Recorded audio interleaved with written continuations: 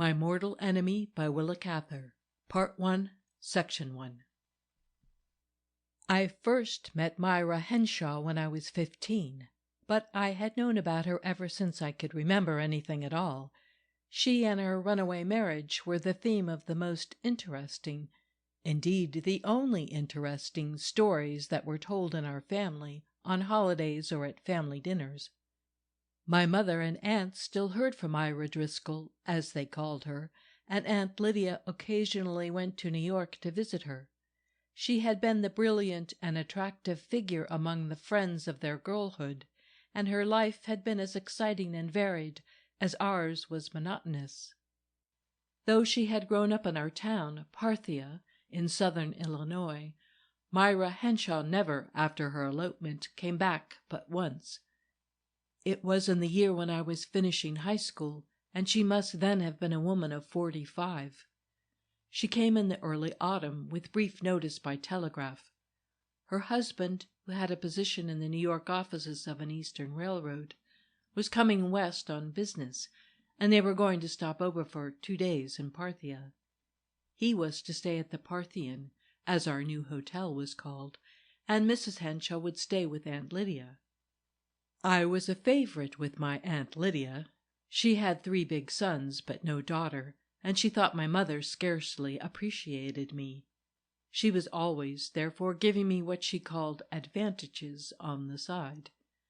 My mother and sister were asked to dinner at Aunt Lydia's on the night of the Henshaws' arrival, but she had whispered to me, "I want you to come in early, an hour or so before the others, and get acquainted with Myra." That evening I slipped quietly in at my aunt's front door, and while I was taking off my wraps in the hall, I could see at the far end of the parlor a short, plump woman in a black velvet dress, seated upon the sofa and softly playing on Cousin Bert's guitar. She must have heard me, and glancing up she saw my reflection in a mirror. She put down the guitar, rose, and stood to await my approach. She stood markedly and pointedly still, with her shoulders back and her head lifted, as if to remind me that it was my business to get to her as quickly as possible and present myself as best I could. I was not accustomed to formality of any sort, but by her attitude she succeeded in conveying this idea to me. I hastened across the room with so much bewilderment and concern in my face that she gave a short commiserating laugh as she held out to me her plump, charming little hand. "Certainly this must be Lydia's dear Nellie, of whom I've heard so much. And you must be 15 now, by my mournful arithmetic. Am I right?" What a beautiful voice, bright and gay and carelessly kind. But she continued to hold her head up haughtily. She always did this on meeting people, partly, I think, because she was beginning to have a double chin and was sensitive about it. Her deep-set, flashing gray eyes seemed to be taking me in altogether, estimating me. For all that she was no taller than I felt quite overpowered by her, and stupid, hopelessly clumsy and stupid.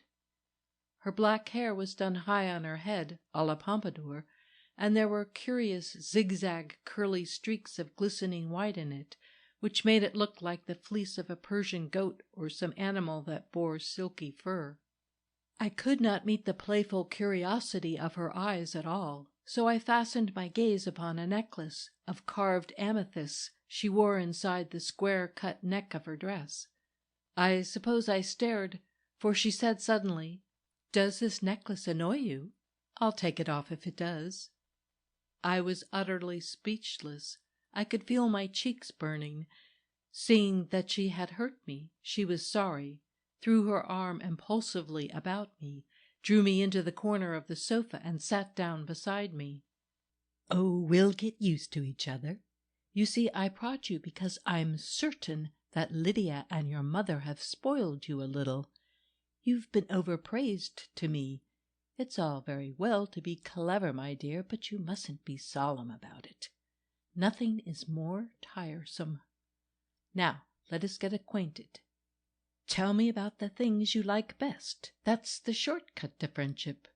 What do you like best in Parthia, the old Driscoll place?" "I knew it." By the time her husband came in, I had begun to think she was going to like me. I wanted her to, but I felt I didn't have half a chance with her. Her charming, fluent voice, her clear, light enunciation bewildered me, and I was never sure whether she was making fun of me or of the thing we were talking about. Her sarcasm was so quick, so fine at the point. It was like being touched by a metal so cold that one doesn't know whether one is burned or chilled. I was fascinated but very ill at ease, and I was glad when Oswald Henshawe arrived from the hotel. He came into the room without taking off his overcoat and went directly up to his wife, who rose and kissed him. Again I was some time in catching up with the situation. I wondered for a moment whether they might have come down from Chicago on different trains, for she was clearly glad to see him, glad not merely that he was safe and had got round on time, but because his presence gave her lively personal pleasure. I was not accustomed to that kind of feeling in people long married. Mr. Henshawe was less perplexing than his wife, and he looked more as I had expected him to look. The prominent bones of his face gave him a rather military air, a broad, rugged forehead, high cheekbones, a high nose slightly arched. His eyes, however, were dark and soft, curious in shape, exactly like half-moons, and he wore a limp, drooping mustache like an Englishman. There was something about him that suggested personal bravery, magnanimity, and a fine, generous way of doing things. "I am late," he explained, "because I had some difficulty in dressing. I couldn't find my things." His wife looked concerned for a moment, and then began to laugh softly. "Poor Oswald, you were looking for your new dress shirts that bulge in front. Well, you needn't. I gave them to the janitor's son." "The janitor's son?" "Yes, to Willie Bunch at home. He's probably wearing one to an Iroquois ball tonight, and that's the right place for it." Mr. Henshawe passed his hand quickly over his smooth iron gray hair. "You gave away my 6 new shirts?" "Be sure I did. You shan't wear shirts that give you a bosom, not if we go to the poorhouse. You know I can't bear you in ill-fitting things." Oswald looked at her with amusement, incredulity, and bitterness. He turned away from us with a shrug and pulled up a chair. "Well, all I can say is, what a windfall for Willie." "That's the way to look at it," said his wife teasingly. "And now try to talk about something that might conceivably interest Lydia's niece. I promised Liddy to make a salad dressing." I was left alone with Mr. Henshawe. He had a pleasant way of giving his whole attention to a young person. He drew one out better than his wife had done, because he did not frighten one so much. I liked to watch his face with its outstanding bones and languid, friendly eyes, that perplexing combination of something hard and something soft. Soon my mother and uncle and my boy cousins arrived. When the party was complete, I could watch and enjoy the visitors without having to think of what I was going to say next. The dinner was much gayer than family parties usually are. Mrs. Henshawe seemed to remember all the old stories and the old jokes that had been asleep for 20 years. "How good it is," my mother exclaimed, "to hear Myra laugh again." Yes, it was good. It was sometimes terrible, too, as I was to find out later. She had an angry laugh, for instance, that I still shivered to remember. Any stupidity made Myra laugh. I was destined to hear that one very often. Untoward circumstances, accidents, even disasters provoked her mirth. And it was always mirth, not hysteria. There was a spark of zest and wild humor in it. Part 1, Section 2. The big stone house, set in its 10-acre park of trees and surrounded by a high wrought-iron fence, in which Myra Driscoll grew up, was still, in my time, the finest property in Parthia. At John Driscoll's death it went to the Sisters of the Sacred Heart, and I could remember it only as a convent. Myra was an orphan, and had been taken into this house as a very little girl and brought up by her great-uncle. John Driscoll made his fortune employing contract labor in the Missouri swamps. He retired from business early, returned to the town where he had been a poor boy, and built a fine house in which he took great pride. He lived in what was considered great splendor in those days. He kept fast horses, and bred a trotter that made a national record. He bought silver instruments for the town band, and paid the salary of the bandmaster. When the band went up to serenade him on his birthday and on holidays, he called the boys in and treated them to his best whiskey.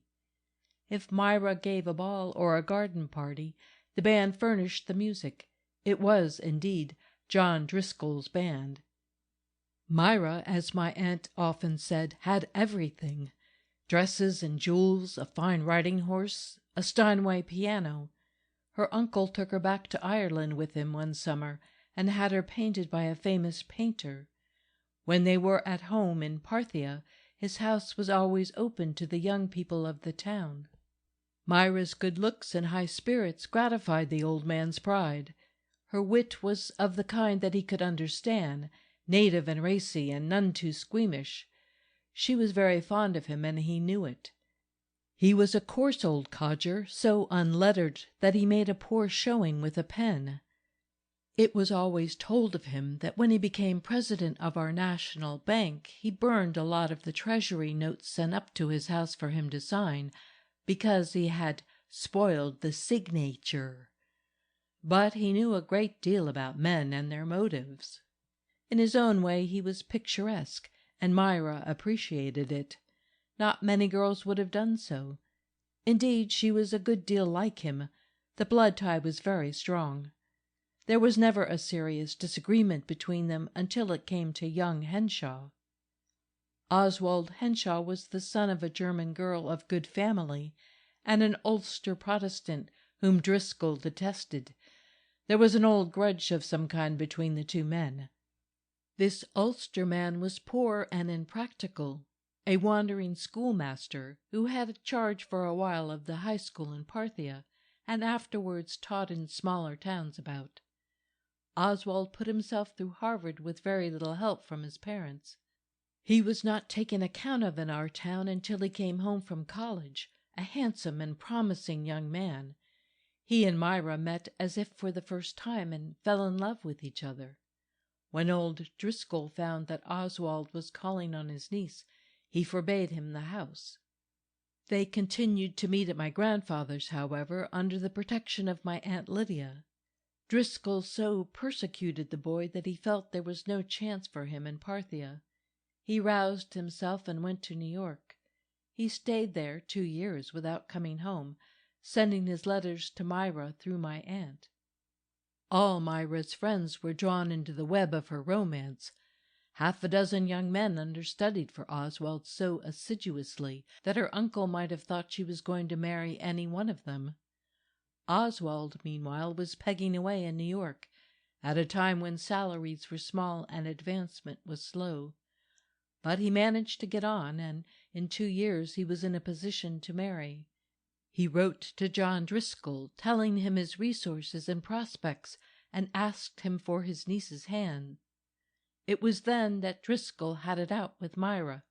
He did not come at her in a tantrum, as he had done before, but confronted her with a cold business proposition. If she married young Henshawe, he would cut her off without a penny. He could do so because he had never adopted her. If she did not, she would inherit 2/3 of his property. The remaining third was to go to the church. "And I advise ye to think well," he told her. "It's better to be a stray dog in this world than a man without money. I've tried both ways, and I know. A poor man stinks, and God hates him." Some months after this conversation, Myra went out with a sleighing party. They drove her to a neighboring town where Oswald's father had a school, and where Oswald himself had quietly arrived the day before. There, in the presence of his parents and of Myra's friends, they were married by the civil authority, and they went away on the Chicago Express, which came through at 2 in the morning. When I was a little girl, my Aunt Lydia used to take me for a walk along the broad stone flagging that ran all the way around the old Driscoll grounds.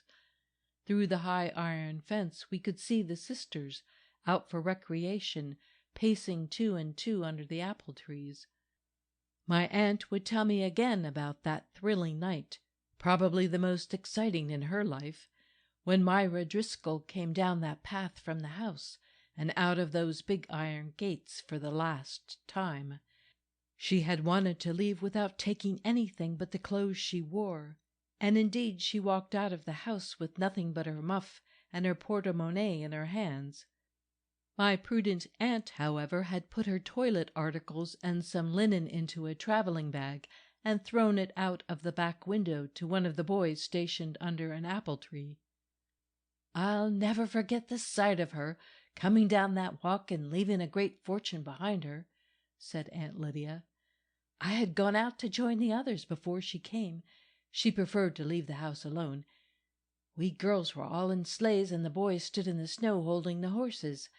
We had begun to think she had weakened, or maybe gone to the old man to try to move him.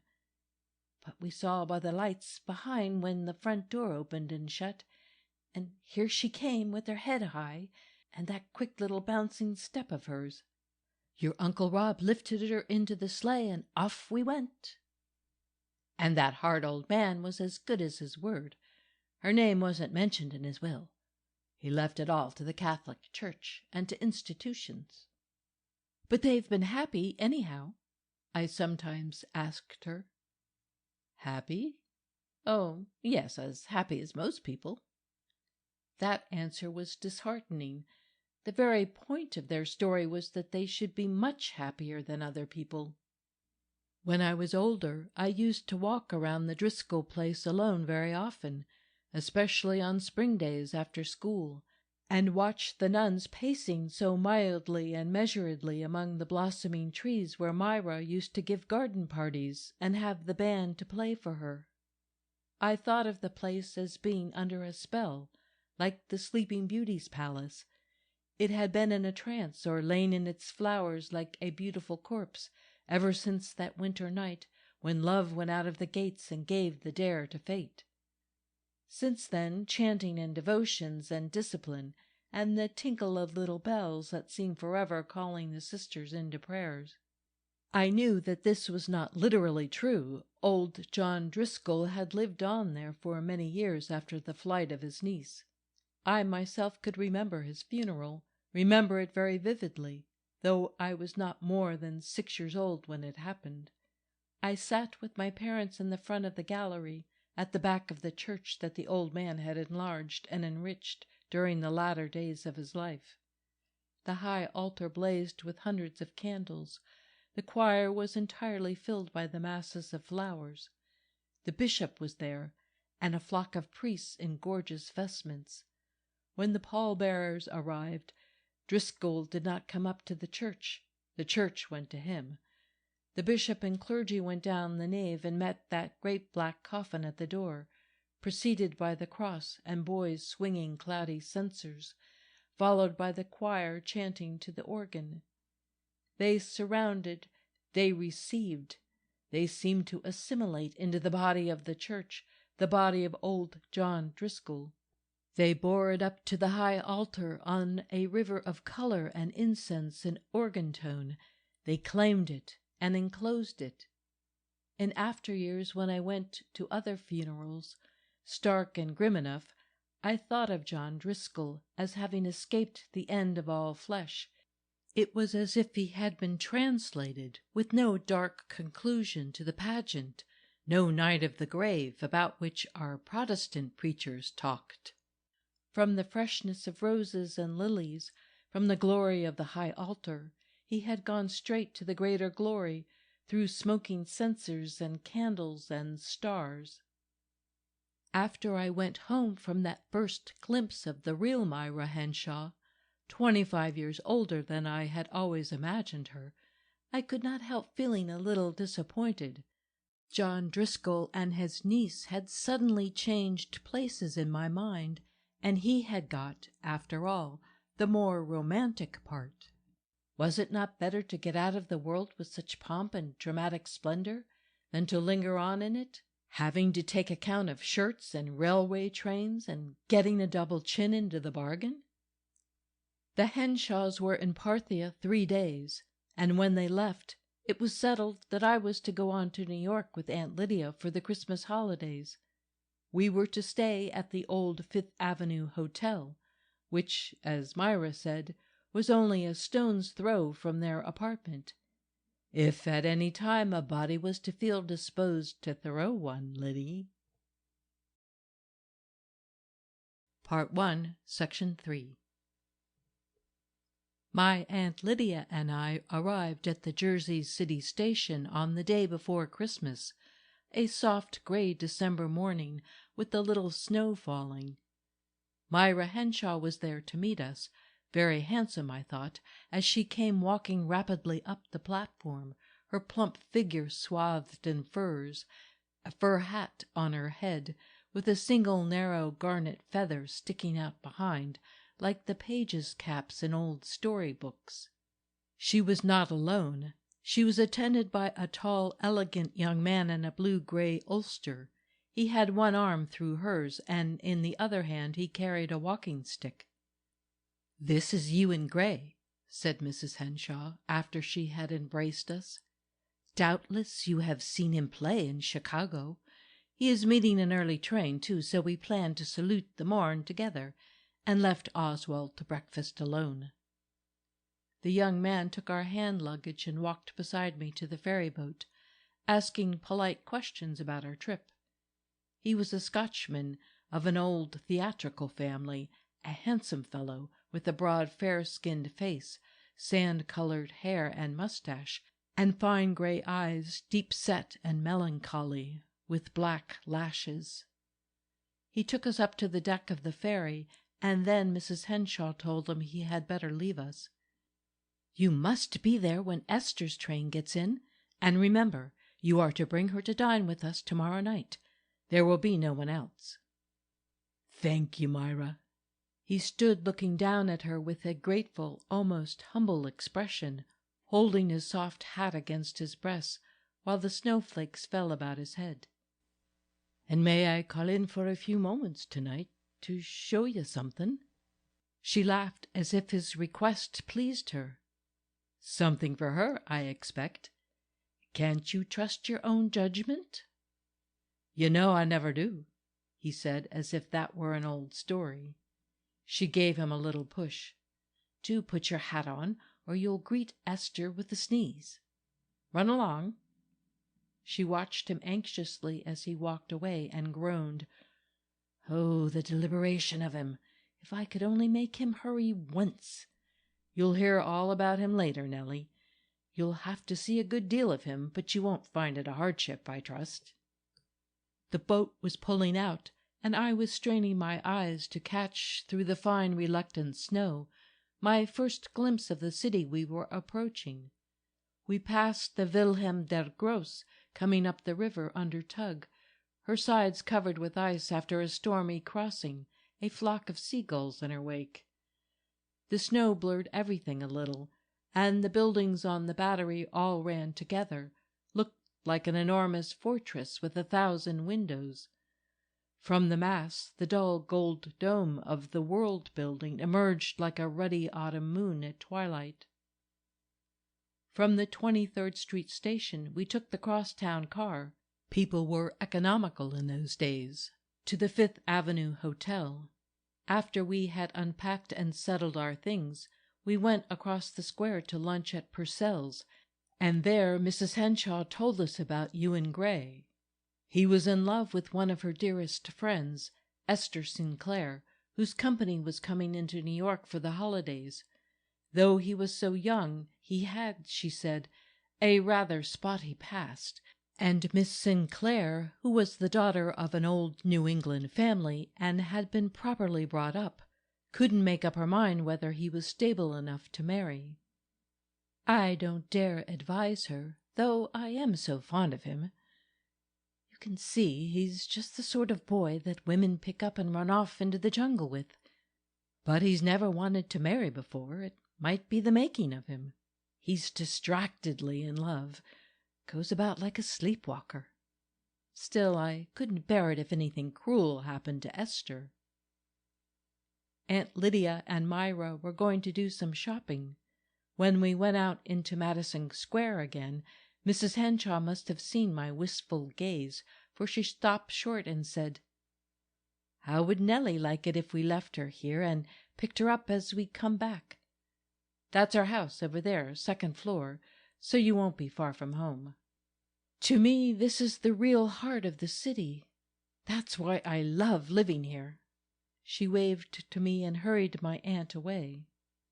Madison Square was then at the parting of the ways, had a double personality, half commercial, half social, with shops to the south and residences on the north. It seemed to me so neat after the raggedness of our western cities, so protected by good manners and courtesy, like an open-air drawing-room. I could well imagine a winter dancing party being given there, or a reception for some distinguished European visitor. The snow fell lightly all the afternoon, and friendly old men with brooms kept sweeping the paths, very ready to talk to a girl from the country, and to brush off a bench so that she could sit down. The trees and shrubbery seemed well groomed and sociable, like pleasant people. The snow lay in clinging folds on the bushes, and outlined every twig of every tree, a line of white upon a line of black. Madison Square Garden, new and spacious then, looked to me so light and fanciful, and St. Gaudens's Diana, of which Mrs. Henshawe had told me, stepped out freely and fearlessly into the grey air. I lingered long by the intermittent fountain. Its rhythmical splash was like the voice of the place. It rose and fell like something taking deep, happy breaths, and the sound was musical, seemed to come from the throat of spring. Not far away, on the corner, was an old man selling English violets, each bunch wrapped in oiled paper to protect them from the snow. Here, I felt, winter brought no desolation. It was tamed, like a polar bear led on a leash by a beautiful lady. About the square the pale blue shadows grew denser and drew closer. The street lamps flashed out all along the avenue, and soft lights began to twinkle in the tall buildings, while it was yet day. Violet buildings just a little denser in substance and color than the violet sky. While I was gazing up at them, I heard a laugh close beside me, and Mrs. Henshawe's arm slipped through mine. "Why, you're fair moonstruck, Nellie. I've seen the messenger boys dodging all about you." It was true. Droves of people were going through the square now, and boys carrying potted plants and big wreaths. "Don't you like to watch them? But we can't stay. We're going home to Oswald. Oh, hear the penny whistle. They always find me out." She stopped a thin lad with a cap and yarn comforter but no overcoat, who was playing the Irish washerwoman on a little pipe, and rummaged in her bag for a coin. The Henshaw's apartment was the second floor of an old brownstone house on the north side of the square. I loved it from the moment I entered it. Such solidly built, high-ceiled rooms, with snug fireplaces and wide doors and deep windows. The long, heavy velvet curtains and the velvet chairs were a wonderful plum color, like ripe purple fruit. The curtains were lined with that rich cream color that lies under the blue skin of ripe figs. Oswald was standing by the fire, drinking a whiskey and soda while he waited for us. He put his glass down on the mantel as we opened the door and forgot all about it. He pushed chairs up to the hearth for my aunt and me, and stood talking to us, while his wife went to change her dress and to have a word with the Irish maid before dinner. "By the way, Myra," he said as she left us, "I've put a bottle of champagne on ice. It's Christmas Eve. Everything in their little apartment seemed to me absolutely individual and unique, even the dinner service. The thick gray plates and the soup tureen painted with birds and big bright flowers. I was sure there were no others like them in the world. As we were finishing dinner, the maid announced Mr. Gray. Henshawe went into the parlor to greet him, and we followed a moment later. The young man was in evening clothes, with a few sprays of white hyacinth in his coat. He stood by the fire, his arm on the mantel. His clean, fair skin and melancholy eyes, his very correct clothes, and something about the shape of his hands, made one conscious of a cool, deliberate fastidiousness in him. In spite of his spotty past, he looked, that night, as fresh and undamaged as the flowers he wore. Henshawe took on a slightly bantering tone with him, and seemed to be trying to cheer him up. Mr. Gray would not sit down. After an interval of polite conversation, he said to his host, "Will you excuse me if I take Myra away for a few moments? She has promised to do something kind for me." They went into Henshawe's little study, off the parlor, and shut the door. We could hear a low murmur of voices. When they came back to us, Mrs. Henshawe stood beside Gray while he put on his caped cloak, talking encouragingly. "The opals are beautiful, but I'm afraid of them, Ewan. Oswald would laugh at me, but all the same they have a bad history. Love itself draws on a woman nearly all the bad luck in the world. Why, for mercy's sake, add opals?" "He brought 2 bracelets for me to decide between them, Oswald, both lovely. However did they let you carry off 2, Ewan?" "They know me there. I always pay my bills, Myra. I don't know why, but I do. I suppose it's the Scot in me." He wished us all good night. "Give a kiss to Esther for me," said Mrs. Henshawe merrily at the door. He made no reply, but bent over her hand and vanished. "What he really wanted was to show me some verses he's made for her," said Mrs. Henshawe as she came back to the fire.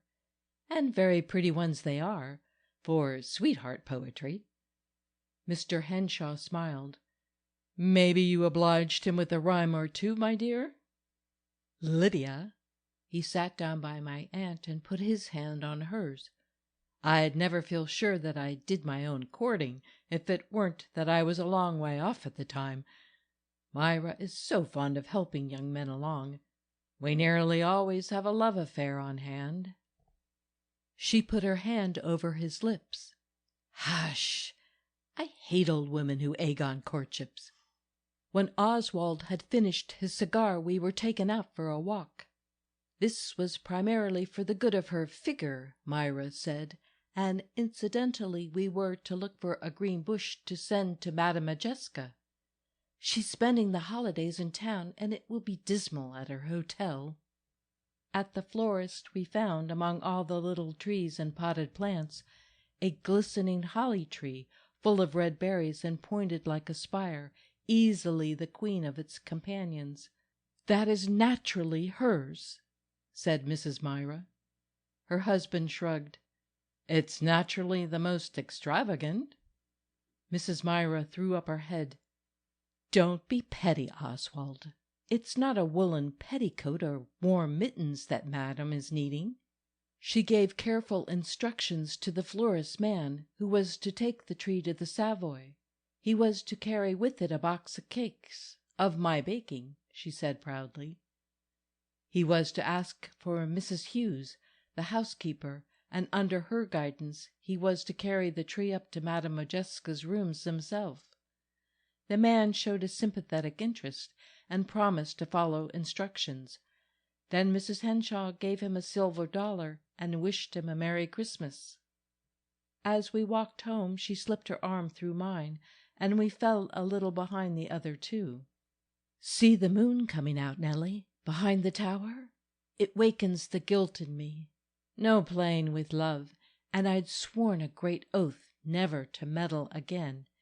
You send a handsome fellow like you in Gray to a fine girl like Esther. and it's Christmas Eve, and they rise above us and the white world around us, and there isn't anybody, not a tramp on the park benches, that wouldn't wish them well, and very likely hell will come of it. Part 1, Section 4. The next morning Oswald Henshawe, in a frock coat and top hat, called to take Aunt Lydia and me to church. The weather had cleared before we went to bed, and as we stepped out of our hotel that morning, the sun shone blindingly on the snow-covered park. The gold Diana flashed against a green-blue sky. We were going to Grace Church, and the morning was so beautiful that we decided to walk. "Lydia," said Henshawe as he took us each by an arm, "I want you to give me a Christmas present." "Why, Oswald," she stammered. "Oh, I have it ready. You've only to present it." He took a little flat package from his pocket and slipped it into her muff. He drew both of us closer to him. "Listen, it's nothing. It's some sleeve buttons given me by a young woman who means no harm, but doesn't know the ways of the world very well. She's from a breezy Western city where a rich girl can give a present whenever she wants to and nobody questions it. She sent these to my office yesterday. If I send them back to her, it will hurt her feelings. She would think I had misunderstood her. She'll get hard knocks here, of course, but I don't want to give her any. On the other hand, well, you know Myra. Nobody better. She would punish herself and everybody else for this young woman's questionable taste. So I want you to give them to me, Lydia."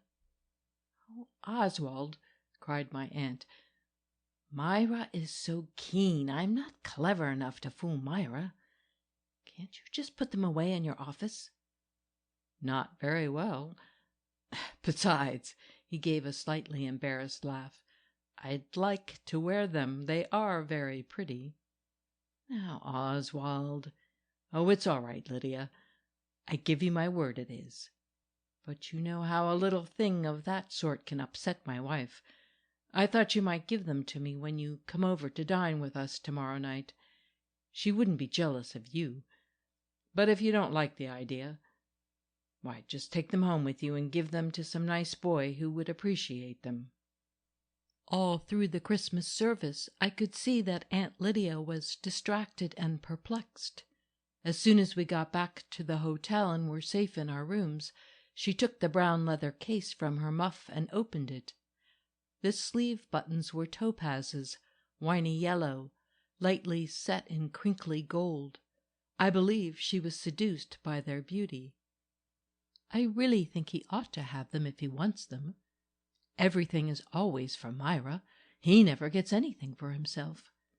And all the admiration is for her. Why shouldn't he have a little? He has been devoted to a fault. It isn't good for any woman to be humored and pampered as he has humored her.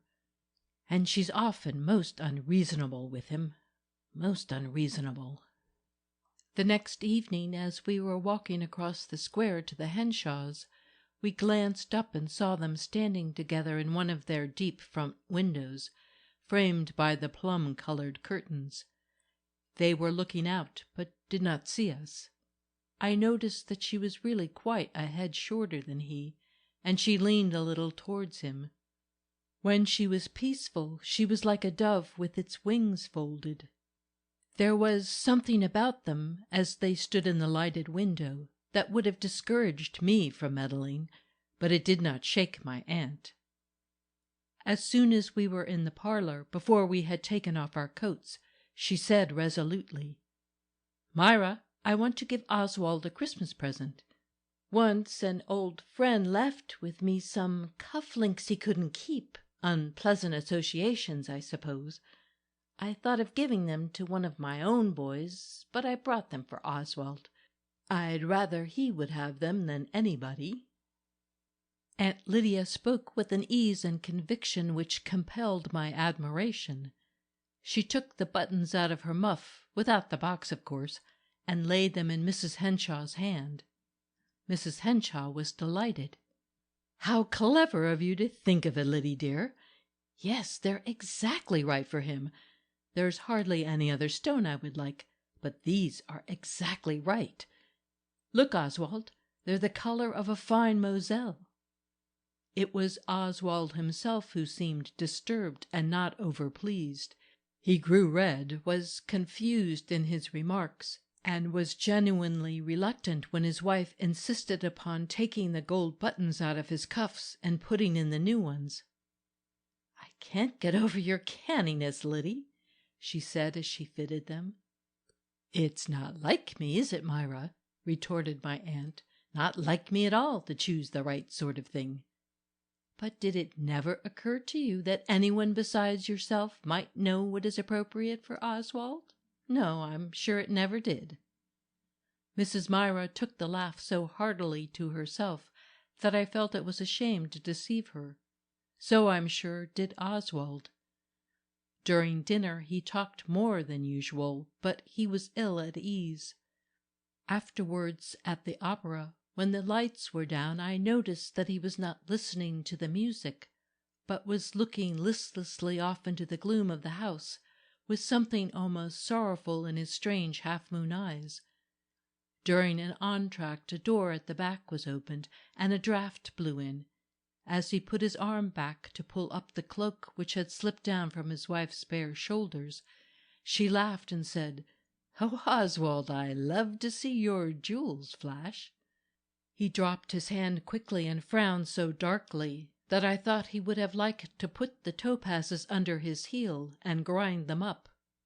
I thought him properly served then, but often since I have wondered at his gentle heart. Part 1, Section 5. During the week between Christmas and New Year's Day, I was with Mrs. Henshawe a great deal, but we were seldom alone. It was the season of calls and visits, and she said that meeting so many people would certainly improve my manners and my English. She hated my careless, slangy Western speech. Her friends, I found, were of two kinds: artistic people, actors, musicians, literary men, with whom she was always at her best because she admired them, and another group whom she called her moneyed friends.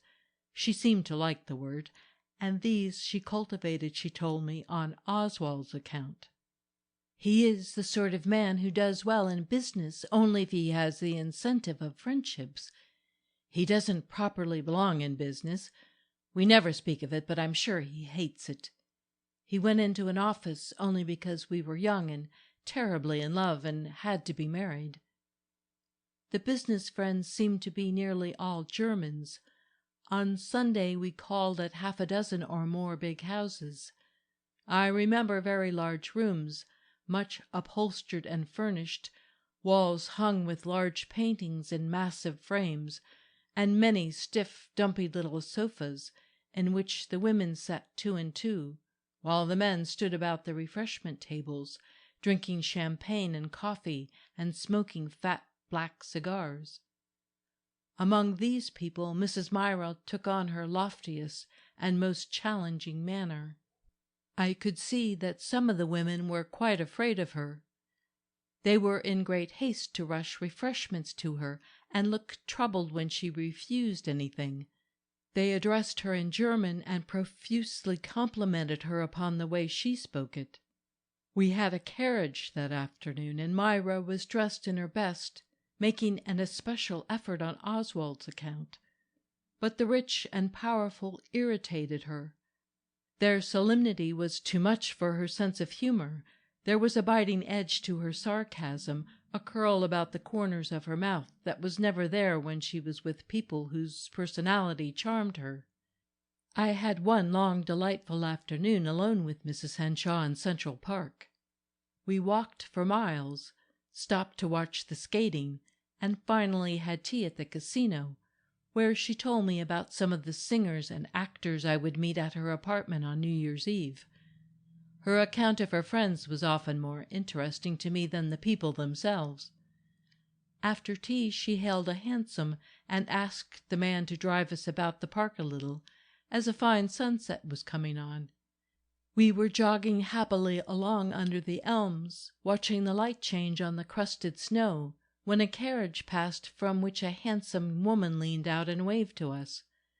Mrs. Henshawe bowed stiffly with a condescending smile. "There, Nellie," she exclaimed, "that's the last woman I'd care to have splashing past me, and me in a hansom cab." I glimpsed what seemed to me insane ambition. My aunt was always thanking God that the Henshaws got along as well as they did, and worrying because she felt sure Oswald wasn't saving anything. And here Mrs. Myra was, wishing for a carriage, with stables and a house and servants, and all that went with a carriage. All the way home she kept her scornful expression, holding her head high and sniffing the purple air from side to side as we drove down Fifth Avenue. When we alighted before her door, she paid the driver and gave him such a large fee that he snatched off his hat and said twice, thank you, my lady." She dismissed him with a smile and a nod. "All the same," she whispered to me as she fitted her latchkey, "it's very nasty being poor."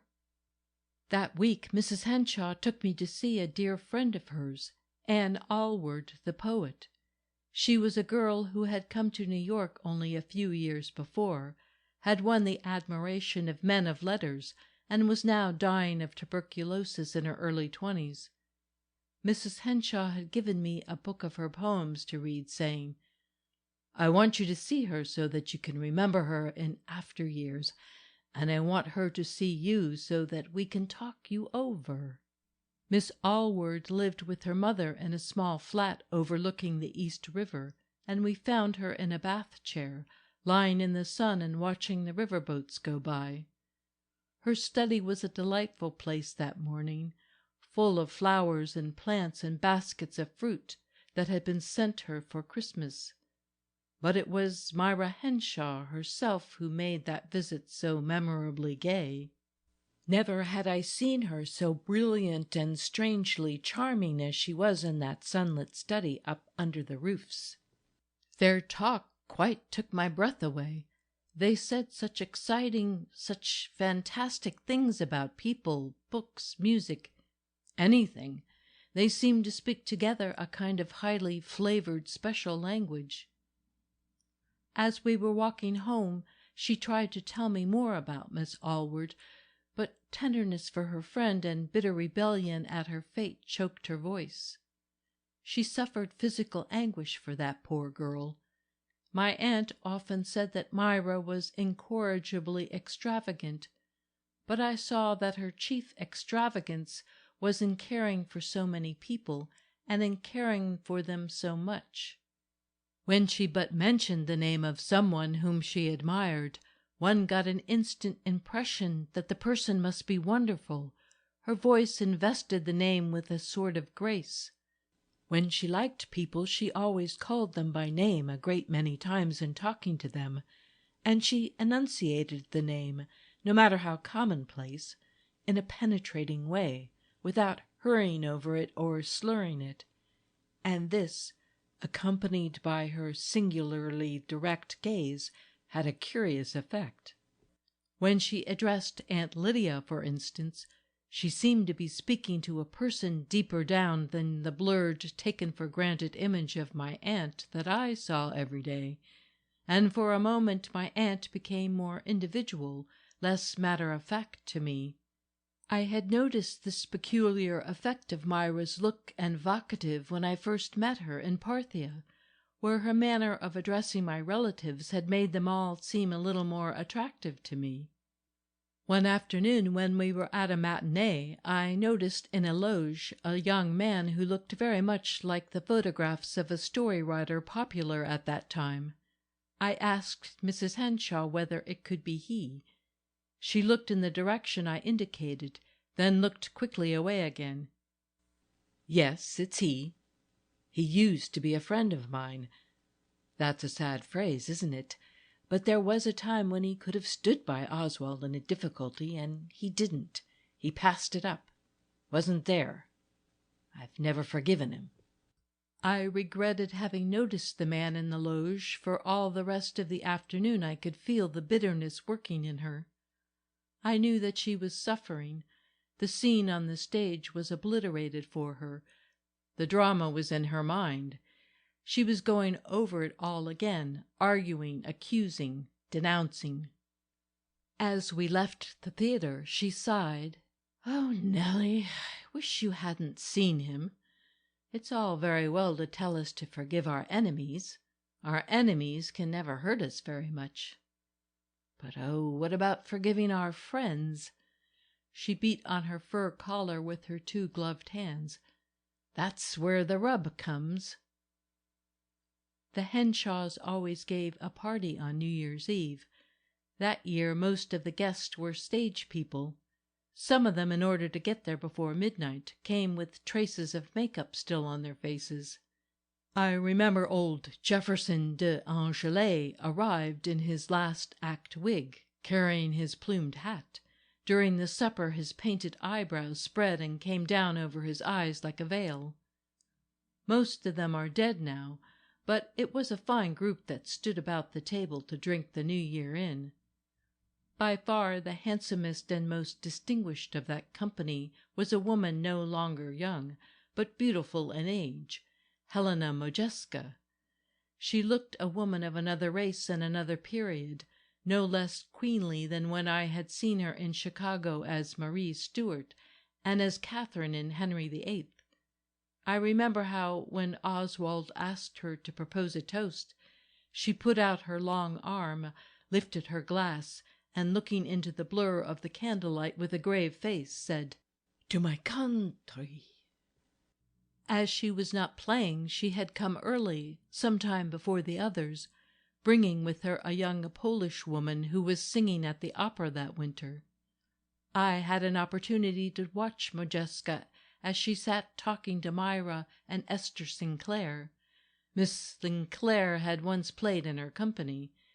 When the other guests began to arrive, and Myra was called away, she sat by the fire in a high-backed chair, her head resting lightly on her hand, her beautiful face half in shadow.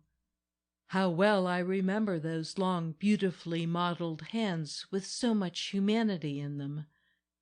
They were worldly indeed, but fashioned for a nobler worldliness than ours, hands to hold a sceptre or a chalice, or, by courtesy, a sword.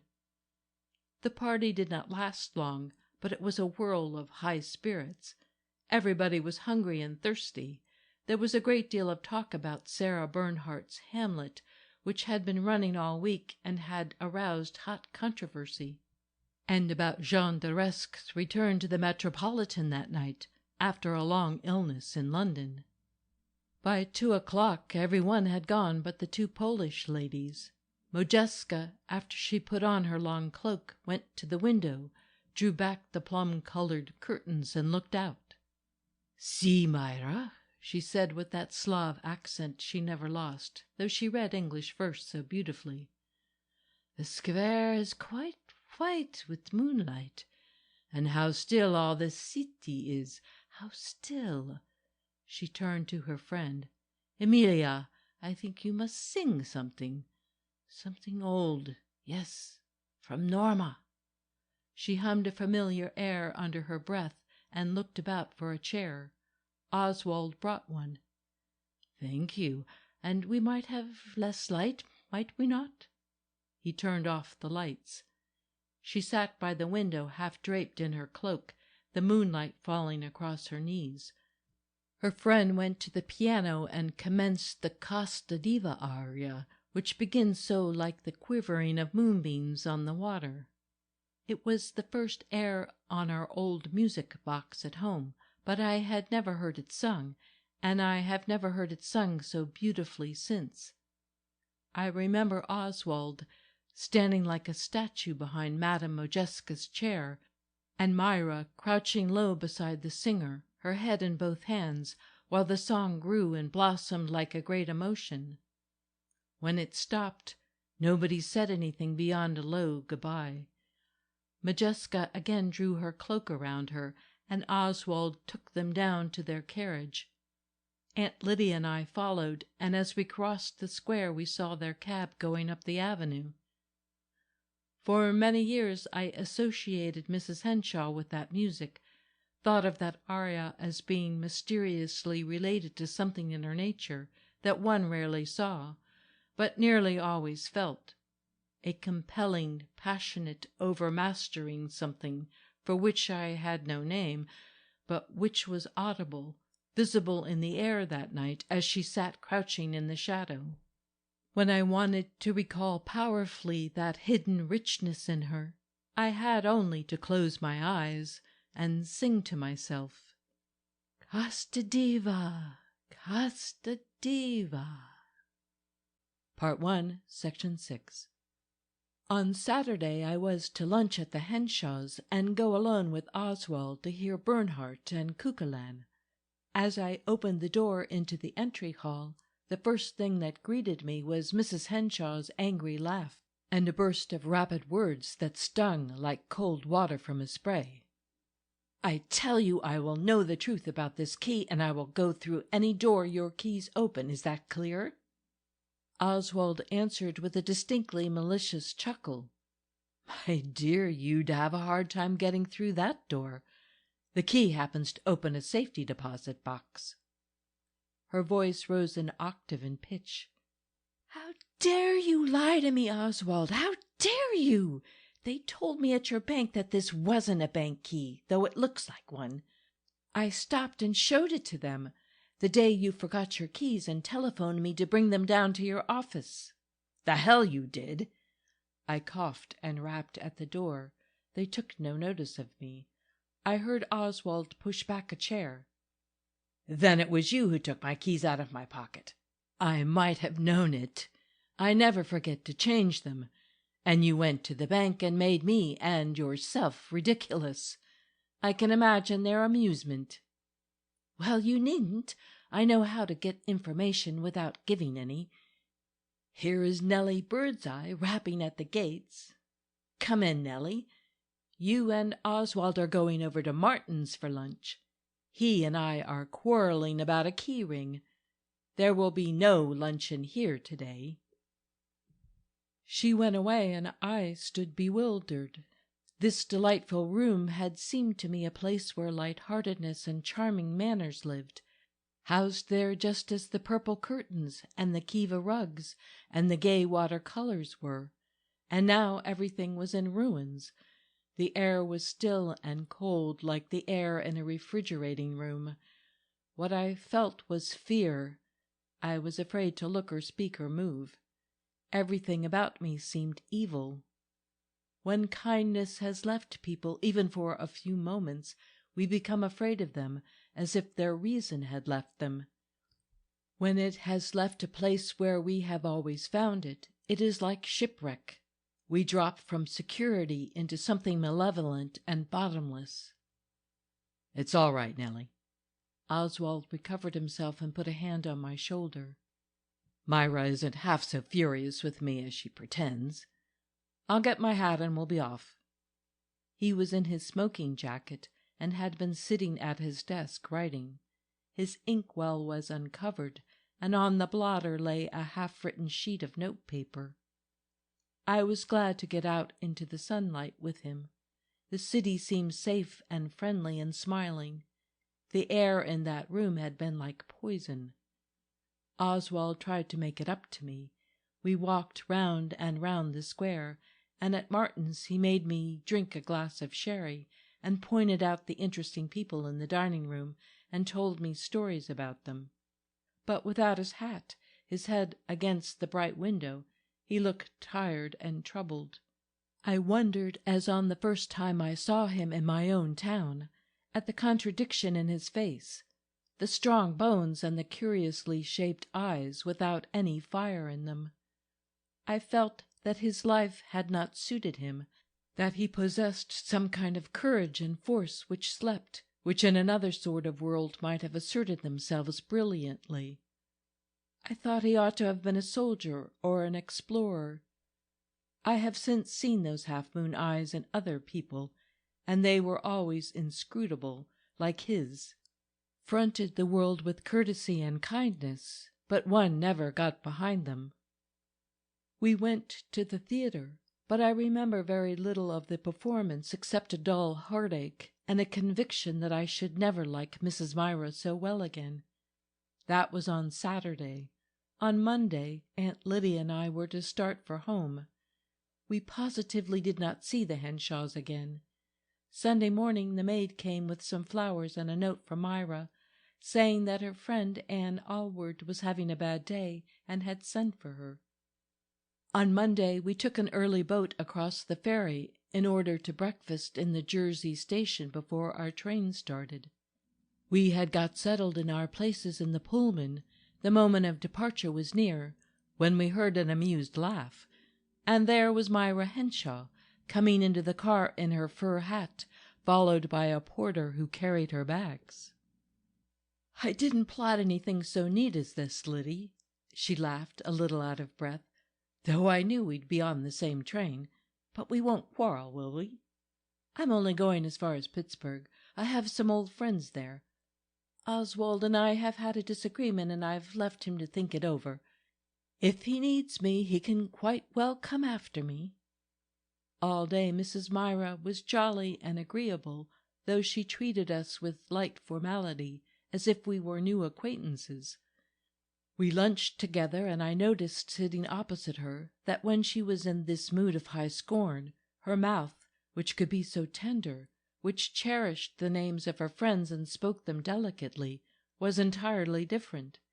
It seemed to curl and twist about like a little snake. Letting herself think harm of anyone she loved seemed to change her nature, even her features. It was dark when we got into Pittsburgh. The Pullman porter took Myra's luggage to the end of the car. She bade us good-bye, started to leave us, then turned back with an icy little smile. "Oh, Liddy dear, you needn't have perjured yourself for those yellow cuff-buttons. I was sure to find out. I always do. I don't hold it against you, but it's disgusting in a man to lie for personal decorations. A woman might do it now, for pearls." With a bright nod she turned away and swept out of the car, her head high, the long garnet feather drooping behind. Aunt Lydia was very angry. "I'm sick of Myra's dramatics," she declared. "I've done with them. A man never is justified, but if ever a man was—" Part 2, Section 1. 10 years after that visit to New York, I happened to be in a sprawling, overgrown West Coast city, which was in the throes of rapid development. It ran about the shore, stumbling all over itself, and finally tumbled untidily into the sea. Every hotel and boarding-house was overcrowded, and I was very poor. Things had gone badly with my family and with me. I had come west in the middle of the year to take a position in a college that was as experimental and unsubstantial as everything else in the place. I found lodgings in an apartment hotel, wretchedly built and already falling to pieces, although it was new. I moved in on a Sunday morning, and while I was unpacking my trunk, I heard, through the thin walls, my neighbor stirring about. A man, and from the huskiness of his cough, and something measured in his movements, not a young man. The caution of his step, the guarded consideration of his activities, let me know that he did not wish to thrust the details of his housekeeping upon other people any more than he could help. Presently I detected the ugly smell of gasoline in the air, heard a sound of silk being snapped and shaken, and then a voice humming very low an old German air. Yes, Schubert's Frühlingsglaube. Ta ta ta ta ta ta ta ta ta ta. In a moment I saw the ends of dark neckties fluttering out of the window next mine. All this made me melancholy more than the dreariness of my own case. I was young, and it didn't matter so much about me. For youth there is always the hope, the certainty of better things. But an old man, a gentleman living in this shabby, comfortless place, cleaning his neckties of a Sunday morning and humming to himself, it depressed me unreasonably. I was glad when his outer door shut softly, and I heard no more of him. There was an indifferent restaurant on the ground floor of the hotel. As I was going down to my dinner that evening, I met at the head of the stairs a man coming up and carrying a large black tin tray. His head was bent and his eyes were lowered. As he drew aside to let me pass, in spite of his thin white hair and stooped shoulders, I recognized Oswald Henshawe, whom I had not seen for so many years. Not, indeed, since that afternoon when he took me to see Sarah Bernhardt play Hamlet. When I called his name, he started, looked at me, and rested the tray on the sill of the blindless window that lighted the naked stairway. "Nellie? Nellie Birdseye, can it be?" His voice was quite uncertain. He seemed deeply shaken, and pulled out a handkerchief to wipe his forehead. "But, Nellie, you have grown up. I would not know you. What good fortune for Myra! She will hardly believe it when I tell her. She is ill, my poor Myra. Oh, very ill, but we must not speak of that, nor seem to know it. What it will mean to her to see you again. Her friends always were so much to her, you remember. Will you stop and see us as you come up? Her room is 32. Rap gently, and I'll be waiting for you. Now I must take her dinner. Oh, I hope for her sake you are staying some time. She has no one here." He took up the tray and went softly along the uncarpeted hall. I felt little zest for the canned vegetables and hard meat the waitress put before me. I had known that the Henshawes had come on evil days, and were wandering about among the cities of the Pacific coast. But Myra had stopped writing to Aunt Lydia, beyond a word of greeting at Christmas and on her birthday. She had ceased to give us any information about their way of life. We knew that several years after my memorable visit in New York, the railroad to whose president Oswald had long been private secretary was put into the hands of a receiver, and the retiring president went abroad to live. Henshawe had remained with a new management, but very soon the road was taken over by one of the great trunk lines, and the office staff was cut in two. In the reorganization, Henshawe was offered a small position, which he indignantly refused. His wife wouldn't let him think of accepting it. He went to San Francisco as manager of a commission house. The business failed, and what had happened to them since I did not know. I lingered long over my dismal dinner. I had not the courage to go upstairs. Henshawe was not more than 60, but he looked much older. He had the tired face of one who has utterly lost hope. Oswald had got his wife up out of bed to receive me. When I entered, she was sitting in a wheelchair by an open window, wrapped in a Chinese dressing gown, with a bright shawl over her feet. She threw out both arms to me, and as she hugged me, flashed into her old gay laugh. "Now, wasn't it clever of you to find us, Nellie? And we so safely hidden in earth like a pair of old foxes! But it was in the cards that we should meet again. Now I understand. A wise woman has been coming to read my fortune for me, and the Queen of Hearts has been coming up out of the pack when she had no business to. A beloved friend coming out of the past.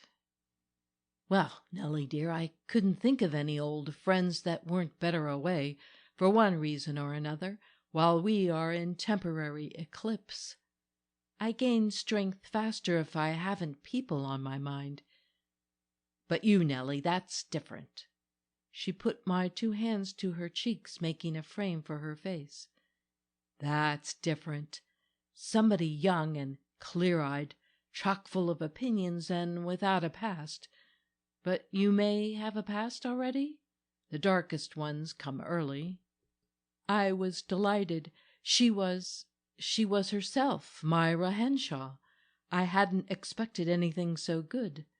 The electric bulbs in the room were shrouded and muffled with colored scarves, and in that light she looked much less changed than Oswald. The corners of her mouth had relaxed a little, but they could still curl very scornfully upon occasion. Her nose was the same sniffy little nose, with its restless arched nostrils, and her double chin, though softer, was no fuller. A strong cable of gray-black hair was wound on the top of her head, which, as she once remarked, was no head for a woman at all, but would have graced one of the wickedest of the Roman emperors. Her bed was in the alcove behind her. In the shadowy dimness of the room I recognized some of the rugs from their New York apartment, some of the old pictures, with frames peeling and glass cracked. Here was Myra's little inlaid tea-table, and the desk at which Oswald had been writing that day when I dropped in upon their quarrel. At the windows were the dear plum-colored curtains, their cream lining streaked and faded, but the sight of them rejoiced me more than I could tell the Henshaws. "And where did you come from, Nellie? What are you doing here, in heaven's name?" While I explained myself, she listened intently, holding my wrist with one of her beautiful little hands, which were so inexplicably mischievous in their outline, and which, I noticed, were still white and well cared for. "But teaching, Nellie, I don't like that, not even for a temporary expedient. It's a cul-de-sac. Generous young people use themselves all up at it.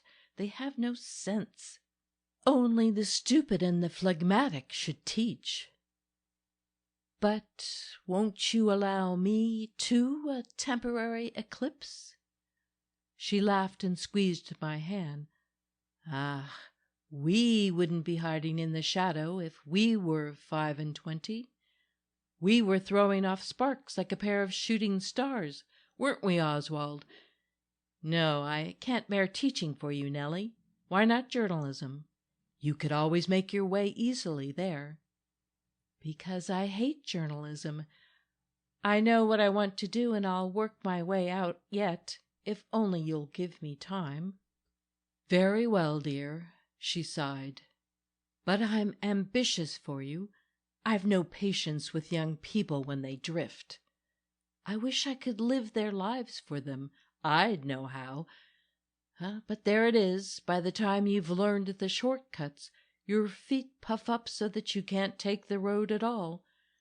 Now tell me about your mother and my Lydia."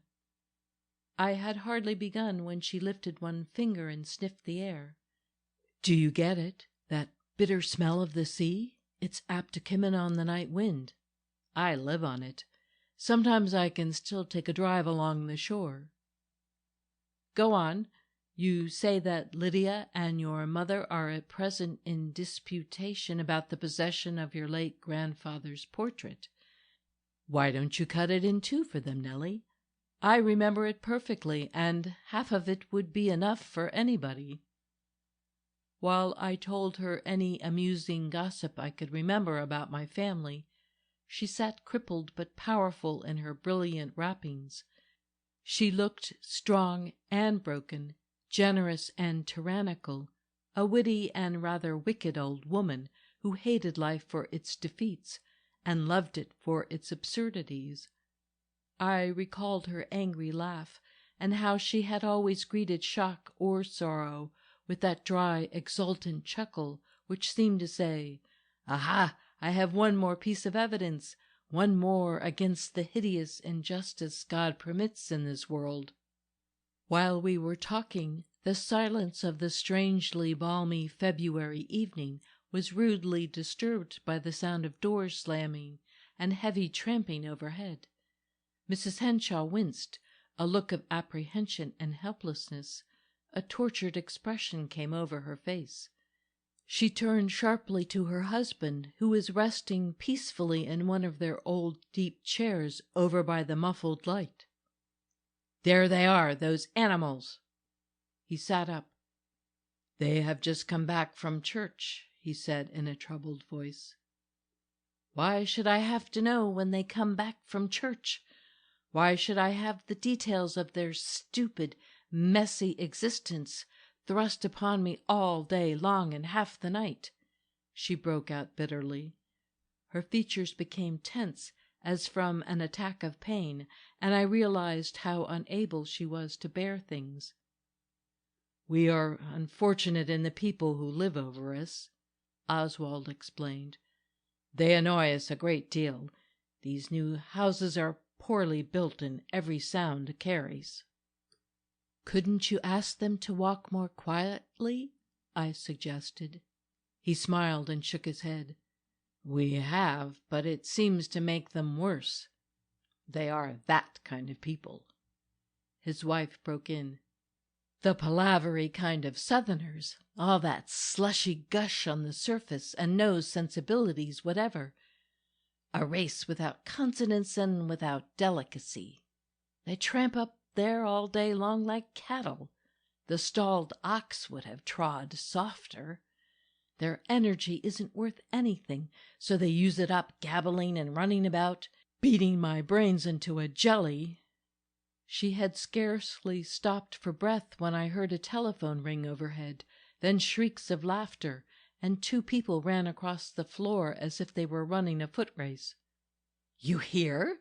Mrs. Henshawe looked at me triumphantly. "Those 2 silly old hens race each other to the telephone as if they had a sweetheart at the other end of it." While I could still climb stairs, I hobbled up to that woman and implored her, and she began gushing about "my sister" and "my son," and what refined people they were. Oh, that's the cruelty of being poor. It leaves you at the mercy of such pigs. Money is a protection, a cloak. It can buy one quiet and some sort of dignity." She leaned back exhausted and shut her eyes. "Come, Nellie," said Oswald softly. He walked down the hall to my door with me. "I'm sorry the disturbance began while you were there. Sometimes they go to the movies and stay out later," he said mournfully. "I've talked to that woman and to her son, but they are very unfeeling people." "But wouldn't the management interfere in a case of sickness?" Again he shook his head. "No, they pay a higher rent than we do, occupy more rooms, and we are somewhat under obligation to the management." Part 2, Section 2. I soon discovered the facts about the Henshaws' present existence. Oswald had a humble position, poorly paid, with the City Traction Company. He had to be at his desk at 9 o'clock every day except Sunday. He rose at 5 in the morning, put on an old duck suit. It happened to be a very smart one, with frogs and a military collar, left over from prosperous times, went to his wife's room and gave her her bath, made her bed, arranged her things, and then got their breakfast. He made the coffee on a spirit lamp, the toast on an electric toaster. This was the only meal of the day they could have together, and as they had it long before the ruthless Poindexters overhead began to tramp, it was usually a cheerful occasion. After breakfast, Oswald washed the dishes. Their one luxury was a private bath, with a large cupboard, which he called his kitchen. Everything else done, he went back to his own room, put it in order, and then dressed for the office. He still dressed very neatly, though how he managed to do it with the few clothes he had I could not see. He was the only man staying in that shabby hotel who looked well groomed. As a special favor from his company, he was allowed to take 2 hours at noon, on account of his sick wife. He came home, brought her her lunch from below, then hurried back to his office. Myra made her own tea every afternoon, getting about in her wheelchair or with the aid of a cane. I found that one of the kindest things I could do for her was to bring her some little sandwiches or cakes from the Swedish bakery to vary her tinned biscuit. She took great pains to get her tea nicely. It made her feel less shabby to use her own silver tea things and the 3 glossy English cups she had carried about with her in her trunk. I used often to go in and join her, and we spent some of our pleasantest hours at that time of the day, when the people overhead were usually out. When they were in and active, it was too painful to witness Mrs. Henshawe's suffering. She was acutely sensitive to sound and light, and the Poindexters did tramp like cattle, except that their brutal thumping hadn't the measured dignity which the step of animals always has. Mrs. Henshawe got great pleasure from flowers, too, and during the late winter months my chief extravagance and my chief pleasure was in taking them to her. One warm Saturday afternoon, early in April, we went for a drive along the shore. I had hired a low carriage with a kindly Negro driver. Supported on his arm and mine, Mrs. Henshawe managed to get downstairs. She looked much older and more ill in her black broadcloth coat and a black taffeta hat that had once been smart. We took with us her furs and an old steamer blanket. It was a beautiful soft spring day. The road unfortunately kept winding away from the sea. At last we came out on a bare headland, with only one old twisted tree upon it, and the sea beneath. "Why, Nellie," she exclaimed, "it's like the cliff in Lear. Gloucester's cliff, so it is. Can't we stay here? I believe this nice darky man would fix me up under the tree there and come back for us later." We wrapped her in the rug, and she declared that the trunk of the old cedar, bending away from the sea, made a comfortable back for her. The Negro drove away, and I went for a walk up the shore because I knew she wanted to be alone. From a distance I could see her leaning against her tree and looking off to sea as if she were waiting for something. A few steamers passed below her, and the gulls dipped and darted about the headland, the soft shine of the sun on their wings. The afternoon light, at first wide and watery pale, grew stronger and yellower, and when I went back to Myra, it was beating from the west on her cliff as if thrown by a burning glass. She looked up at me with a soft smile. Her face could still be very lovely in a tender moment. "I've had such a beautiful hour, dear. Or has it been longer? Light and silence, they heal all one's wounds, all but one, and that is healed by dark and silence. I find I don't miss clever talk, the kind I always used to have about me, when I can have silence. It's like cold water poured over fever." I sat down beside her, and we watched the sun dropping lower toward his final plunge into the Pacific. "I'd love to see this place at dawn," Myra said suddenly. "That is always such a forgiving time, when that first cold bright streak comes over the water. It's as if all our sins were pardoned, as if the sky leaned over the earth and kissed it and gave it absolution. You know how the great sinners always came home to die in some religious house, and the abbot or the abbess went out and received them with a kiss?" When we got home she was, of course, very tired. Oswald was waiting for us, and he and the driver carried her upstairs. While we were getting her into bed, the noise overhead broke out. Tramp, tramp, bang! Myra began to cry. "Oh, I've come back to it to be tormented again. I've 2 fatal maladies, but it's those coarse creatures I shall die of. Why didn't you leave me out there, Nellie, in the wind and night? You ought to get me away from this, Oswald. If I were on my feet and you laid low, I wouldn't let you be despised and trampled upon." "I'll go up and see those people tomorrow, Mrs. Henshawe," I promised. "I'm sure I can do something." "Oh, don't, Nellie." She looked up at me in affright. "She'd turn a deaf ear to you. You know the Bible says the wicked are deaf like the adder. And, Nellie, she has the wrinkled white throat of an adder, that woman, and the hard eyes of one. Don't go near her."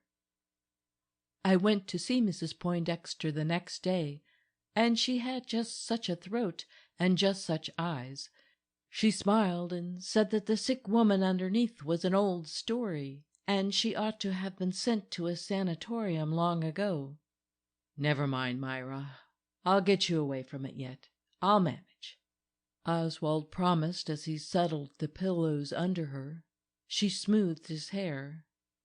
"No, my poor Oswald, you'll never stagger far under the bulk of me. Oh, if youth but knew!" She closed her eyes and pressed her hands over them. "It's been the ruin of us both. We've destroyed each other. I should have stayed with my uncle. It was money I needed. We've thrown our lives away." "Come, Myra, don't talk so before Nellie. You don't mean it. Remember the long time we were happy. That was reality just as much as this." "We were never really happy. I am a greedy, selfish, worldly woman. I wanted success and a place in the world. Now I'm old and ill and a fright. But among my own kind I'd still have my circle. I'd have courtesy from people of gentle manners, and not have my brains beaten out by hoodlums." "Go away, please, both of you, and leave me." She turned her face to the wall and covered her head. We stepped into the hall, and the moment we closed the door, we heard the bolt slip behind us. She must have sprung up very quickly. Oswald walked with me to my room. It's apt to be like this when she has enjoyed something and gone beyond her strength.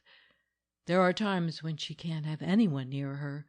It was worse before you came. I persuaded him to come into my room and sit down and drink a glass of cordial. "Sometimes she has locked me out for days together," he said. "It seems strange, a woman of such generous friendships. It's as if she had used up that part of herself. It's a great strain on me when she shuts herself up like that. I'm afraid she'll harm herself in some way." "But people don't do things like that," I said hopelessly. He smiled and straightened his shoulders. "Ah, but she isn't people. She's Molly Driscoll, and there was never anybody else like her. She can't endure, but she has enough desperate courage for a regiment." Part 2, Section 3. The next morning I saw Henshawe breakfasting in the restaurant against his custom, so I judged that his wife was still in retreat. I was glad to see that he was not alone, but was talking, with evident pleasure, to a young girl who lived with her mother at this hotel. I had noticed her respectful admiration for Henshawe on other occasions. She worked on a newspaper, was intelligent, and, Oswald thought, promising. We enjoyed talking with her at lunch or dinner. She was perhaps 18, overgrown and awkward, with short hair and a rather heavy face, but there was something unusual about her clear, honest eyes that made one wonder. She was always on the watch to catch a moment with Oswald, to get him to talk to her about music, or German poetry, or about the actors and writers he had known. He called her his little chum, and her admiration was undoubtedly a help to him. It was very pretty and naive. Perhaps that was one of the things that kept him up to the mark in his dress and manner.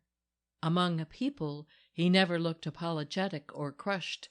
He still wore his topaz sleeve buttons. On Monday, as I came home from school, I saw that the door of Mrs. Henshawe's room was slightly ajar. She knew my step and called to me. "Can you come in, Nellie?" She was staying in bed that afternoon, but she had on her best dressing gown, and she was manicuring her neat little hands. A good sign, I thought. "Could you stop and have tea with me and talk? I'll be good today, I promise you. I wakened up in the night crying, and it did me good.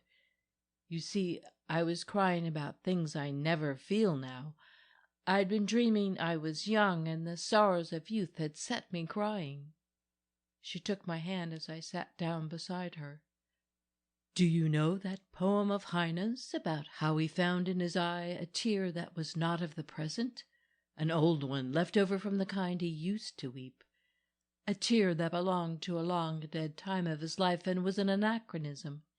He couldn't account for it, yet there it was, and he addresses it so prettily. Thou old lonesome tear. Would you read it for me? There's my little Heine on the shelf over the sofa.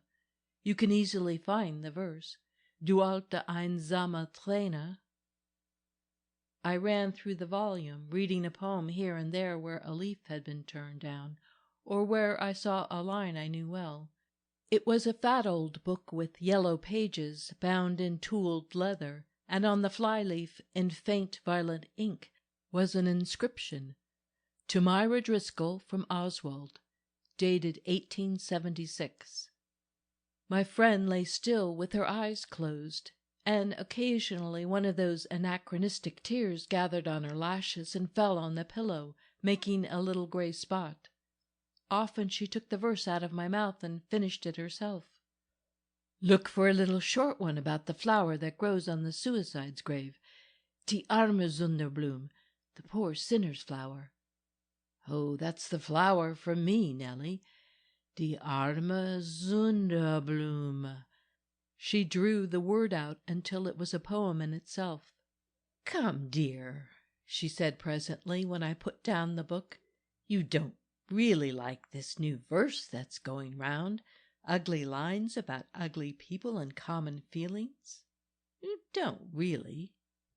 When I reminded her that she liked Walt Whitman, she chuckled slyly. "Does that save me? Can I get into your new Parnassus on that dirty old man? I suppose I ought to be glad of any sort of ticket at my age.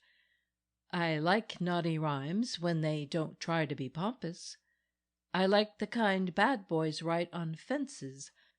My uncle had a rare collection of such rhymes in his head that he'd pick off fences and outbuildings. I wish I'd taken them down. I might become a poet of note." My uncle was a very unusual man. "Did they ever tell you much about him at home?" "Yes, he had violent prejudices, but that's rather good to remember in these days when so few people have any real passions, either of love or hate. He would help a friend, no matter what it cost him. And over again he risked ruining himself to crush an enemy. But he never did ruin himself. Men who hate like that usually have the fist power to back it up, you'll notice. He gave me fair warning, and then he kept his word. I knew he would. We were enough alike for that. He left his money wisely. Part of it went to establish a home for aged and destitute women in Chicago, where it was needed."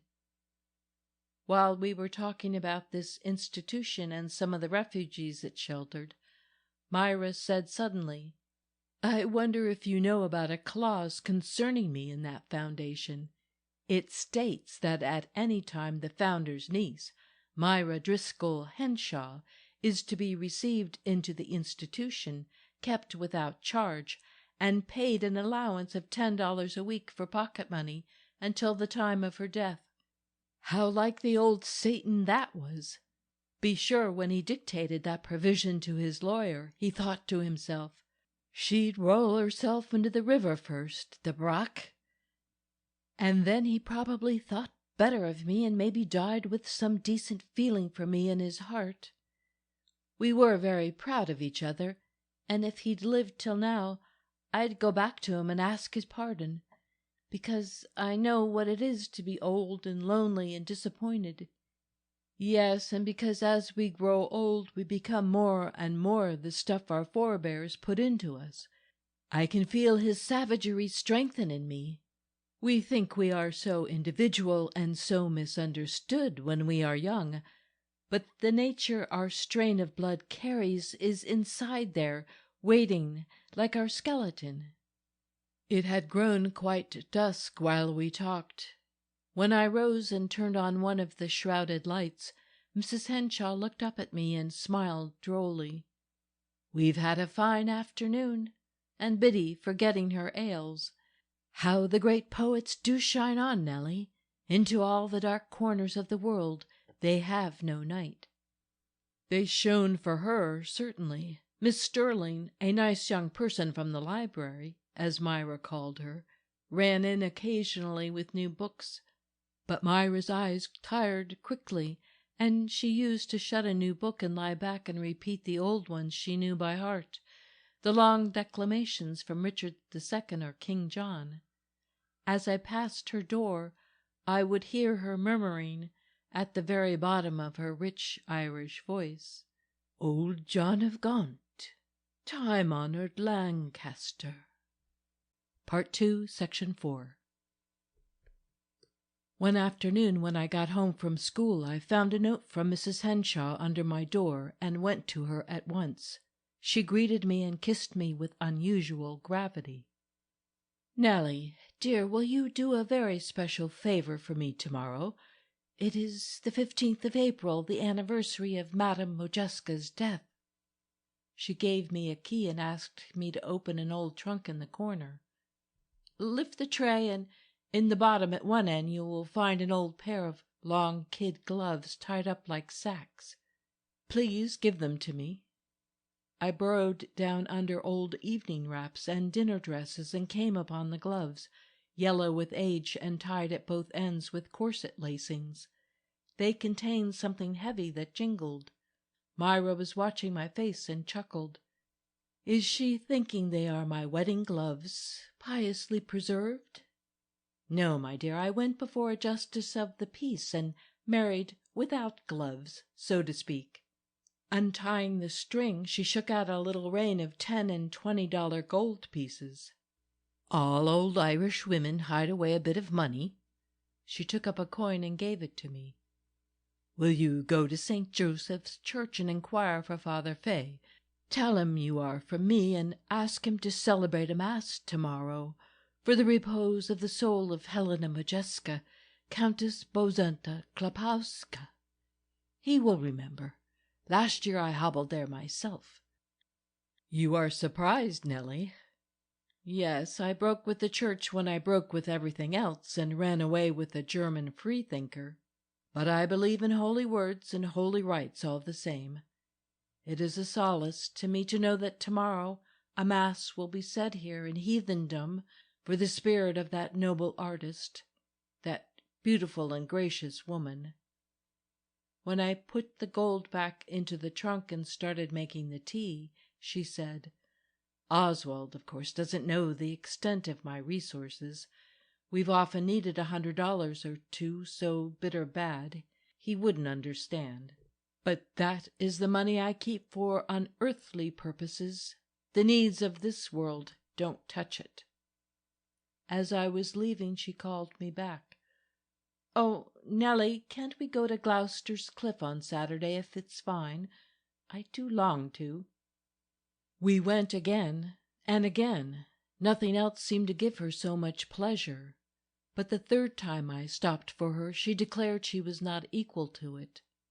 I found her sitting in her chair, trying to write to an old friend, an Irish actress I had met at her apartment in New York, one of the guests at that New Year's Eve party. Her son, a young actor, had shot himself in Chicago because of some sordid love affair. I had seen an account of it in the morning paper. "It touches me very nearly," Mrs. Henshawe told me. "Why, I used to keep Billy with me for weeks together when his mother was off on tour. He was the most truthful, noble-hearted little fellow. I had so hoped he would be happy. You remember his mother?" I remembered her very well. Large and jovial and hearty she was. Myra began telling me about her and the son, whom she had not seen since he was 16. To throw his youth away like that and shoot himself at 23. People are always talking about the joys of youth, but oh, how youth can suffer. I've not forgotten those hot southern Illinois nights when Oswald was in New York and I had no word from him except through Liddy, and I used to lie on the floor all night and listen to the express trains go by. I've not forgotten. Then I wonder why you are sometimes so hard on him now, I murmured. Mrs. Henshawe did not reply to me at once. The corners of her mouth trembled, then drew tight, and she sat with her eyes closed as if she were gathering herself for something. At last she sighed and looked at me wistfully. It's a great pity, isn't it, Nellie, to reach out a grudging hand and try to spoil the past for anyone? Yes, it's a great cruelty, but I can't help it. He's a sentimentalist, always was. He can look back on the best of those days when we were young and loved each other, and make himself believe it was all like that. It wasn't. I was always a grasping, worldly woman. I was never satisfied. All the same, in age when the flowers are so few, it's a great unkindness to destroy any that are left in a man's heart. The tears rolled down her cheeks. She leaned back, looking up at the ceiling. She had stopped speaking because her voice broke. Presently she began again resolutely. But I'm made so. People can be lovers and enemies at the same time, you know. A man and woman draw apart from that long embrace and see what they have done to each other. Perhaps I can't forgive him for the harm I did him. Perhaps that's it. When there are children, that feeling goes through natural changes, but when it remains so personal, something gives way in one. In age we lose everything, even the power to love. He hasn't, I suggested. He has asked you to speak for him, my dear. Then we have destroyed each other indeed. Certainly he hasn't, Mrs. Myra, but you are hard on him, you know, and when there are so many hard things, it seems a pity. Yes, it's a great pity. She drew herself up in her chair. And I'd rather you didn't come any more for the time being, Nellie. I've been thinking the tea made me nervous. She was smiling, but her mouth curled like a little snake, as I had seen it do long ago. Will you be pleased to take your things and go, Mrs. Casey? She said it with a laugh, but a very meaning one. As I rose, I watched for some sign of relenting, and I said humbly enough, "Forgive me if I've said anything I shouldn't. You know I love you very dearly." She mockingly bowed her tyrant's head. "It's owing to me infirmities, dear Mrs. Casey, that I will not be able to go as far as me door with ye." Part 2, Section 5. For days after that episode I did not see Mrs. Henshawe at all. I saw Oswald at dinner in the restaurant every night, and he reported her condition to me as if nothing had happened. The short-haired newspaper girl often came to our table, and the three of us talked together. I could see that he got great refreshment from her. Her questions woke pleasant trains of recollection, and her straightforward affection was dear to him. Once Myra, in telling me that it was a pleasure to him to have me come into their lives again thus, had remarked, "He was always a man to feel women, you know, in every way." It was true. That crude little girl made all the difference in the world to him. He was generous enough to become quite light-hearted in directing her inexperience and her groping hunger for life. He even read her poor little specials and showed her what was worst in them and what was good. She took correction well, he told me. Early in June, Mrs. Henshawe began to grow worse. Her doctors told us a malignant growth in her body had taken hold of a vital organ, and that she would hardly live through the month. She suffered intense pain from pressure on the nerves in her back, and they gave her opiates freely. At first we had 2 nurses, but Myra hated the night nurse so intensely that we dismissed her, and as my school was closed for the summer, I took turns with Oswald in watching over her at night. She needed little attention except renewed doses of codeine. She slept deeply for a few hours, and the rest of the night lay awake, murmuring to herself long passages from her old poets. Myra kept beside her now an ebony crucifix with an ivory Christ.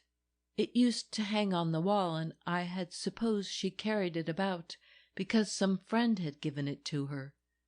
I felt now that she had it by her for a different reason. Once when I picked it up from her bed to straighten her sheet, she put out her hand quickly and said, "Give it to me. It means nothing to people who haven't suffered."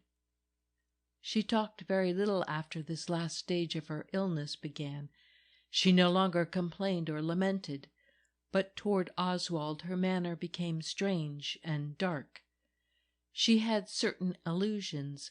The noise overhead she now attributed entirely to her husband. "Ah, there he's beginning it again," she would say. "He'll wear me down in the end. Oh, let me be buried in the King's highway." When Oswald lifted her or did anything for her now, she was careful to thank him in a guarded, sometimes a cringing tone. "It's bitter enough that I should have to take service from you, you whom I have loved so well," I heard her say to him. When she asked us to use candles for light during our watches, and to have no more of the electric light she hated, she said accusingly, at him rather than to him, "At least let me die by candlelight. That is not too much to ask." Father Fay came to see her almost daily now. His visits were long, and she looked forward to them. I was, of course, not in her room when he was there, but if he met me in the corridor he stopped to speak to me, and once he walked down the street with me, talking of her.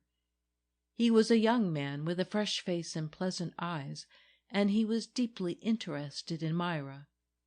"She's a most unusual woman, Mrs. Henshawe," he said when he was walking down the street beside me. Then he added, smiling quite boyishly, "I wonder whether some of the saints of the early church weren't a good deal like her. She's not at all modern in her make-up, is she?" During those days and nights when she talked so little, one felt that Myra's mind was busy all the while, that it was even abnormally active, and occasionally one got a clue to what occupied it. One night when I was giving her her coating, she asked me a question. "Why is it, do you suppose, Nellie, that candles are in themselves religious? Not when they are covered by shades, of course. I mean the flame of a candle. Is it because the church began in the catacombs, perhaps?" At another time, when she had been lying like a marble figure for a long while, she said in a gentle, reasonable voice, "Ah, Father Fay, that isn't the reason. Religion is different from everything else, because in religion, seeking is finding." She accented the word seeking very strongly, very deeply. She seemed to say that in other searchings it might be the object of the quest that brought satisfaction, or it might be something incidental that one got on the way. But in religion, desire was fulfillment. It was the seeking itself that rewarded. One of those nights of watching stands out in my memory as embracing them all, as being the burden and the telling the tale of them all. Myra had had a very bad day, so both Oswald and I were sitting up with her. After midnight she was quiet. The candles were burning as usual, one in her alcove. From my chair by the open window I could see her bed. She had been motionless for more than an hour, lying on her back, her eyes closed. I thought she was asleep. The city outside was as still as the room in which we sat. The sick woman began to talk to herself, scarcely above a whisper, but with perfect distinctness, a voice that was hardly more than a soft, passionate breath. I seemed to hear a soul talking. I could bear to suffer, so many have suffered, but why must it be like this? I have not deserved it. I have been true in friendship. I have faithfully nursed others in sickness. Why must I die like this, alone with my mortal enemy? Oswald was sitting on the sofa, his face shaded by his hand.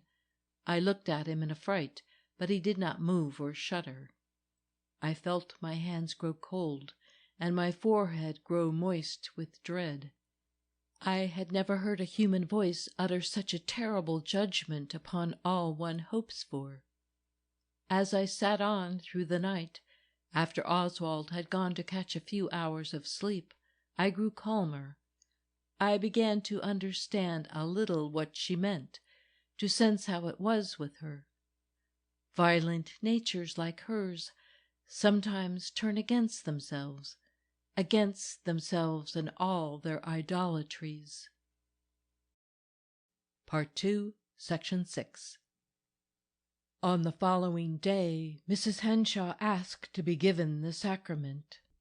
After she had taken it, she seemed easier in mind and body. In the afternoon, she told Henshawe to go to his office, and begged me to leave her and let her sleep. The nurse we had sent away that day at her urgent request. She wanted to be cared for by one of the nursing sisters from the convent from now on, and Father Fay was to bring one tomorrow. I went to my room, meaning to go back to her in an hour, but once on my bed I slept without waking. It was dark when I heard Henshawe knocking on my door and calling to me. As I opened it, he said in a despairing tone, "She's gone, Nellie. She's gone." I thought he meant she had died. I hurried after him down the corridor and into her room. It was empty. He pointed to her empty bed. "Don't you see? She has gone, God knows where. But how could she, a woman so ill? She must be somewhere in the building. I've been all over the house. You don't know her, Nellie. She can do anything she wills. Look at this." On the desk lay a sheet of notepaper scribbled in lead pencil. "Dear Oswald, my hour has come. Don't follow me. I wish to be alone.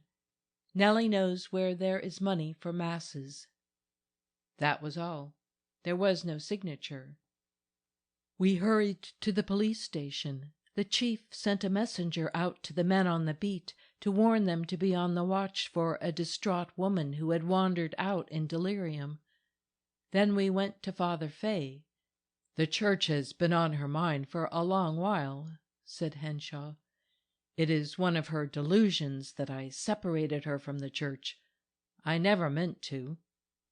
The young priest knew nothing. He was distressed and offered to help us in our search, but we thought he had better stay at home on the chance that she might come to him. When we got back to the hotel, it was after 11 o'clock. Oswald said he could not stay indoors. I must be there within call, but he would go back to help the police. After he left, I began to search Mrs. Henshawe's room. She had worn her heavy coat and her furs, though the night was warm. When I found that the pair of Austrian blankets was missing, I felt I knew where she had gone. Should I try to get Oswald at the police station? I sat down to think it over. It seemed to me that she ought to be allowed to meet the inevitable end in the way she chose. A yearning strong enough to lift that ailing body and drag it out into the world again should have its way. At 5 o'clock in the morning, Henshawe came back with an officer and a Negro cabman. The driver had come to the station and reported that at 6 last night a lady, with her arms full of wraps, had signaled him at the side door of the hotel and told him to drive her to the boat landing. When they were nearing the landing, She said she did not mean to stop there, but wanted to go farther up the shore, giving him clear directions. They reached the cliff she had indicated. He helped her out of the cab, put her rugs under the tree for her, and she gave him a $10 gold piece and dismissed him. He protested that the fare was too much and that he was afraid of getting into trouble if he left her there. But she told him a friend was going to meet her and that it would be all right. The lady had, he said, a very kind, coaxing way with her. When he went to the stable to put up his horse, he heard that the police were looking for a woman who was out of her head, and he was frightened. He went home and talked it over with his wife, who sent him to report at headquarters. The cabman drove us out to the headland, and the officer insisted upon going along.